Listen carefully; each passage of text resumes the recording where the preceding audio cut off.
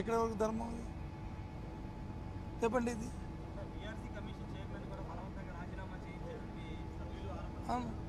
Yes yes yes చెప్తున్నాము దాన్ని అది కూడా ఎంక్వైరీ కలపండి ఆయన ప్లీజ్ అడగండి లేదు ఎవరు చేయించలేదంటే రాసేయండి రికార్డ్ చేయండి దాన్ని విడుదల చేయండి పిఆర్సీ కమిషన్ చైర్మన్ పోయి చెప్పాడు ఇదిగో సభ్యులు వచ్చి సమయంలో ఇది మాట్లాడారు ఇది తప్పు అని చెప్పండి ఇప్పుడు మా మమ్మల్ని కదా ప్రజలు ఆక్షేపిస్తారు చెప్పండి తప్పేముంది సభలో కీలకమైన వాక్యాన్ని తీశారు ఇప్పటికే మీరు టైము డేటు రెండు సేవ్ చేసుకోండి నోట్ చేసుకోండి చాలామంది అక్రమాలకు పాల్గొన్న వ్యక్తులందరినీ కూడా వాళ్ళకి రోజులు లెక్క పెట్టిస్తాను at the same time already ఇప్పటికే మీ పార్టీకి సంబంధించిన ఒక వ్యక్తి జైల్లో ఉన్నాడు సార్ సందర్భం లేని సమయం లేని అంశాలని సభలో మాట్లాడడం అనేది అది ధర్మం కాదు అయినప్పటికీ కూడా ఇన్స్పైట్ ఆఫ్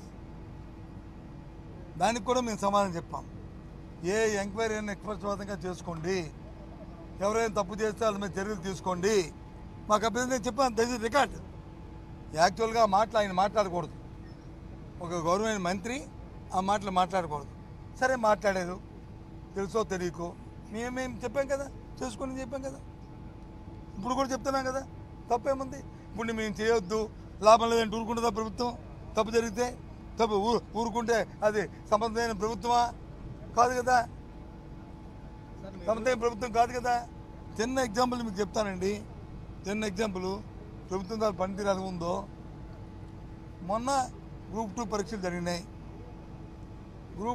జరిగినాయి వాళ్ళందరూ రోస్టర్ పాయింట్ మీద వాళ్ళు యాక్టివేట్ చేస్తున్నారు దాని మీద విద్యాశాఖ మంత్రి గారు వచ్చి ఒక ట్వీట్ పెట్టారు దీన్ని పరిశీలిస్తున్నాము దీని మీద సమగ్ర న్యాయం చేస్తామని సరే అవకాశం ఉందో సెకండరీ పక్కన పెట్టండి దాంట్లో చేయడానికి అవకాశం ఉందో లేదో ఆ మన్నాడు మేము ప్రెస్ కాన్ఫరెన్స్ పెట్టి మా పార్టీ తరఫున చెప్పాము ఇది చాలా సున్నితమైన అంశము దయచేసి దీని మీద దృష్టి పెట్టి సమయం తీసుకుని దీన్ని కొంత సమయం తీసుకుని పరీక్ష పెట్టి పిల్లల తాలూకు భవిష్యత్తుని చూడండి అని చెప్పాము వెంటనే ఆ సేమ్ నెక్స్ట్ డే ముఖ్యమంత్రి గారి కార్యాలయం నుంచి ఒక లేఖ రాశారు వాళ్ళు సమీక్ష చేసుకొని ఏమని ఈ ఎగ్జామ్స్ వచ్చి మీరు చేసి ఎగ్జామ్ చేసి పొడిగించండి దీని టైం పొడిగించండి అని వాళ్ళు ఖాతరు చేయలేదని చెప్పి మళ్ళీ లీక్ ఇచ్చారు ఏమనుకోవాలి దీన్ని ఏ విధంగా ఈ ప్రభుత్వం సమర్థనీయ ప్రభుత్వం అలా లేకపోతే ఏ భాష వాడాలా ఇంకేదైనా భాష వాడితే చూసారా మమ్మల్ని ఎంత కఠినంగా మాట్లాడారు అని అంటారు చెప్పండి సమర్థనీయమా ఇది అంతమంది విద్యార్థుల తాలూకు భవిష్యత్తుని మేము పరిశీలిస్తామని కాకుండా ఎందుకు లేఖ రాయాలి ప్రభుత్వం ఎందుకు లేఖ రాయాలి సీఎంఓ లేఖ రాస్తే అది ప్రభుత్వంకి బాధ్యత కాదా ముఖ్యమంత్రికి అవమానం కాదా అది అక్కర్లేదు అది సార్ చెప్పండి అవును నేను నా ప్రెస్ మీట్ మీరు తీసుకోండి నేను చెప్పాను మేము గ్రూప్ 2 ఎగ్జామ్ పెట్టినప్పుడు ఈ అంశం మా దృష్టికి రాలేదు అందుకు ప్రిలిమినరీ పరీక్ష ఎగ్జామ్ పెట్టాము ఇప్పుడు మెయిన్స్ వస్తున్నాయి ఇప్పుడు ఈ అంశం తెర మీదకి వచ్చింది దీని మీద న్యాయస్థానంలో వాద్యాలు ఉన్నాయి దయచేసి సున్నితమైన సమస్యని పరిశీలించండి అని చెప్పాను ఇది మంచి ఇది చెడు అని నేనేం ఎక్కడ మాట్లాడలే కొద్దిగా ఇండెక్ట్ అయ్యి లోతుగా పరిశీలించి దాన్ని టేక్ కాల్ ఎస్ ప్రభుత్వం తీసుకున్న నిర్ణయమే కరెక్టు ఏపీ తీసుకున్న నిర్ణయమే కరెక్టు దీని ప్రకారం మీరు వెళ్ళాలి ఏదో అని చెప్పచ్చు తప్పు కాదు కానీ అసలు దృష్టి పెట్టడానికే మీకు అవకాశం లేపుతారు కదా సో అది కానీ ఏదైనా సరే బ్యాన్ లాజ్ ఇవాళ మేము బాయ్కాట్ హౌస్ నుంచి మేము వాకౌట్ చేయడానికి కారణాలు 2 ఒకటి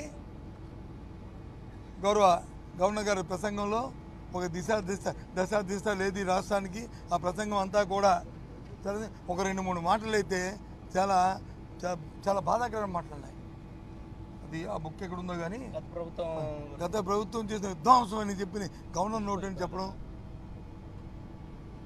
విధ్వంసం ఏంటండి గవర్నర్ ఆ భాష ఏంటండి ఇది విధ్వంసం అని అది పొలిటికల్ లాంగ్వేజ్ అది ముఖ్యమంత్రి మాట్లాడిన అర్థం ఉంది, కానీ గవర్నర్ నోట్ అంటే విధ్వంసం మాట్లాడించి వచ్చింది ధర్మ. పోనీ విధ్వంసం పోనీ వీళ్ళేదో బాగుపెడతారు, మహా అద్భుతాలు చేస్తారంటే అద్భుతాల పుస్తకం అద్భుతాలు ఏమున్నాయండి? 20-24 గంట 20-47 గంట ఇప్పుడు సూపర్ 6 కాదు, సూపర్ 10 అంటే సూపర్ 6 ఊత్కాకి అయిపోయింది. ఇప్పుడు సూపర్ 10 ఇప్పుడు 47 సంవత్సరంకి. అంతవరకు మనం వచ్చి నోళ్ళు చాచుకొని ఆవులు చాచుకొని కాసుకొని కూర్చోవాలంట. ఏంటి వాడితే మనం చూసాం కదా, అది గవర్నర్ గారితో చెప్పించారు.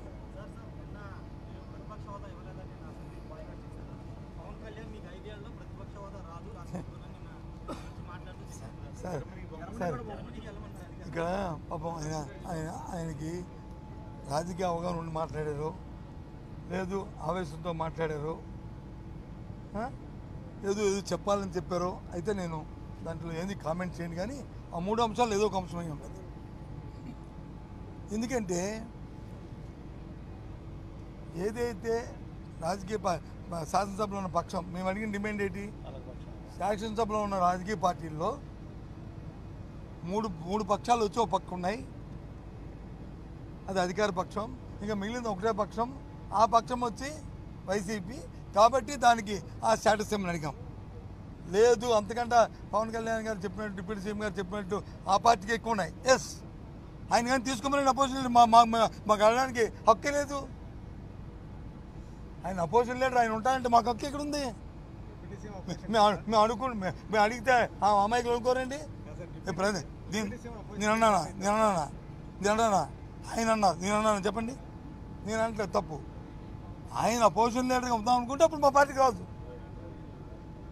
ఎందుకంటే మా పార్టీ కంటే వైసీపీ కంటే ఆయనకి ఎక్కువ ఉన్నాయి, 21. సరే, జనవరిలో ఓట్ల ప్రకారం ఉంటుంది, ఇక్కడ వచ్చి సీట్ల ప్రకారం ఉంటుంది. మన డెమోక్రసీలో, మన రాజ్యాంగంలో ఉంటుంది. ఇది అందరికీ తెలిసిందే. మాకు 40% ఓటు వచ్చినాయి, ఆయనకు వచ్చి 6%, 7% ఓటు వచ్చినాయి. సంఖ్య సీట్ల మీద ఉంటుంది తప్ప ఓట్ల మీద ఉండదు, ఓటు శాతం మీద ఉండదు. ఐ అగ్రీ అబ్బాయి, అందులో రాజీ లేదు. కానీ రెండో పక్షం ఏదైతే ఉంది, రెండో మాట, అది మేము మాకు ఎక్కువ ఉన్నాయి ఎవరి వస్తే మాకు వస్తుంది అనే మాట అర్థం వచ్చేటట్లు మాట్లాడితే ఎస్ వాళ్ళకే వస్తుంది, తీసుకోమని అడుగుతున్నాడు. నువ్వు వద్దానమ్మా, వాళ్ళు ఉంటే మేము అడగడానికి అడిగితే మీరే మా మొక్క మీద ఏంటయ్యా ఏం పోయింది అంటారన్నారు మీరు. చెప్పండి, నువ్వు అడిగారు కాబట్టి చెప్తున్నాను. నేను నా అంతా నేను చెప్పలే.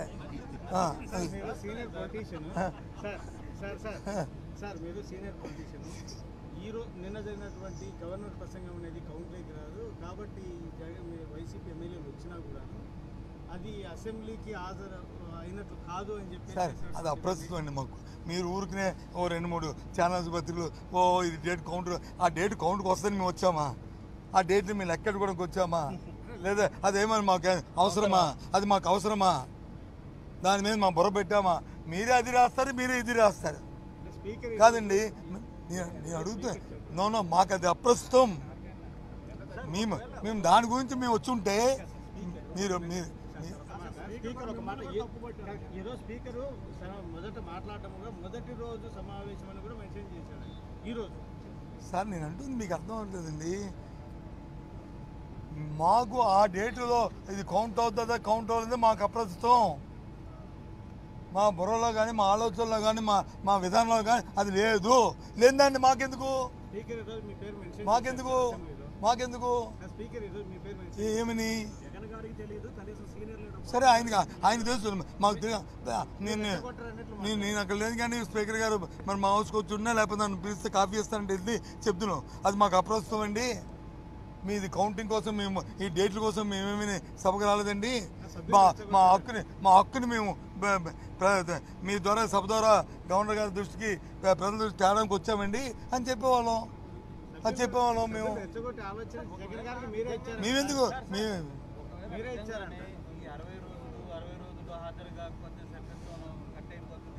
ఒకవేళ నిజంగానే మీ ఎమ్మెల్యేలు రాకుండా అదే యాంగిల్లో కానీ కట్ అయితే మీరు బై-ఎలక్షన్ కూడా సిద్ధంగా ఉన్నారా? సరే, అది కాదండి, ఎంత అమాయకమైన ప్రశ్నలు వేస్తారండి. మాది రాజకీయ పార్టీ అండి. రాజకీయ పార్టీ అన్ని అంశాలకి అన్నిటికీ తయారుగా ఉంటుంది. మేమేమి సాధువులం కాదు, మేమేమి తపస్సు చేసుకోవడానికి మేము వెళ్ళి ఋషులం కాదు. మేము రాజకీయాలు ఉన్నవాళ్ళం. మేము రాజకీయాల్లో సందర్భం బట్టి సమయాన్ని బట్టి ఈ అంశాన్ని మేము తయారుగా ఉంటాం. దాని గురించి మనకు డిస్కస్ చేసుకోవడం ఎందుకు? ఓకేనా? సరే ఇగో ఎవరైనా సరే లీడరు నాయకత్వం వహించిన వాళ్ళు రెచ్చగొడితే చంద్రబాబు నాయుడుకి వచ్చి నిన్న అది ఈ లేఖ తప్పురాజండి ఆయన తప్పుతో పట్టించారా? చెప్పండి, ఒప్పుకుంటారా? చంద్రబాబు నాయుడు నిన్న లేఖ రాసింది సీఎంఓ, ఆయన తప్పుతో పట్టించారా? ఆయన ఆలోచన అయింది, ఆయన విధానం అయింది. ఇలాంటివన్నీ చిన్న చీప్ క్వశ్చన్ ఇవన్నీ అవతల వాళ్ళ వ్యక్తిత్వాన్ని మనకు కించపరిచిన మాటలు ఇవన్నీ దయచేసి ఎవరు రాకూడదు. ఎవరైనా సరే వాళ్ళ వ్యక్తిత్వాన్ని పెంచే మాటలు మాట్లాడాలి తప్ప వ్యక్తిత్వాన్ని దించే మాటలు మనం మాట్లాడదు. ఎవరైనా నాయకత్వం వహించిన వాళ్ళకి ఒకరు సలహా ఇవ్వడం ఏంటండి? ఆ సలహా ఇస్తే నాయకుడే కాదు, నాయకత్వం ఉన్నది సెల్ఫ్ కాన్ఫిడెన్స్తో సెల్ఫ్ డెసిషన్తో ఎప్పుడూ ఉంటాయి. ఏ రాజకీయ పార్టీనే ఉండాలని నా డిమాండ్, నా కోరిక.